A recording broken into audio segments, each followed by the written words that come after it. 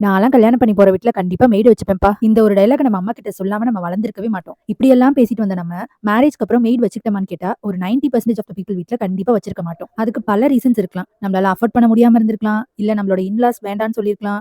இல்ல நம்மளுக்கே ஒரு செல்ஃப் சாட்டிஸ்ஃபேக்ஷன் இல்லாம கூட இருந்திருக்கலாம். ஏன்னா இன்னொருத்தவங்க நம்ம வீட்ல வந்து வேலை செய்யும்போது, அவங்க அத கரெக்ட்டா பண்ணுவாங்களா, மாட்டாங்களாங்கிற ஒரு டவுட் நமக்கு எப்பவுமே இருக்கும். அண்ட் ஒரு சாட்டிஸ்ஃபேக்ஷனும் கண்டிப்பா இருக்காது. என்னதான் பண்ணாலும் கிளீனா இல்லங்கிற மாரி நமக்கே சில டைம் தோணும்.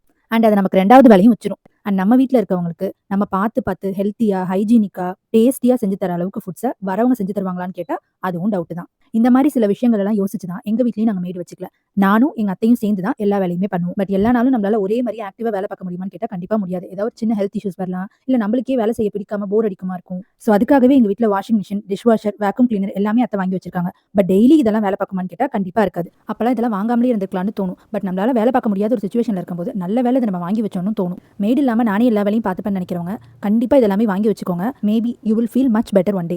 இதெல்லாம் எல்லாராலையும் அஃபோர்ட் பண்ண முடியுமான்னு கேட்டா கண்டிப்பா முடியாது. எங்கள மாரியே கொஞ்சம் கொஞ்சமா காசு சேர்த்து வச்சு வருஷத்துக்கு ஒரு பொருளா வாங்கி சேர்த்து வச்சுக்கோங்க. So home makers think smart. இதுல இருக்க டைமை சேவ் பண்ணி உங்க ஹெல்த்தை நல்லா பார்த்துக்கோங்க. ஏன்னா சுவர் இருந்தா தான் சித்திரம் வரைய முடியும். அது போல தான் நீங்க நல்லா இருந்தா தான் உங்க ஃபேமிலியை நல்லா பார்த்துக்க முடியும். Stay healthy and live a happy life with your family.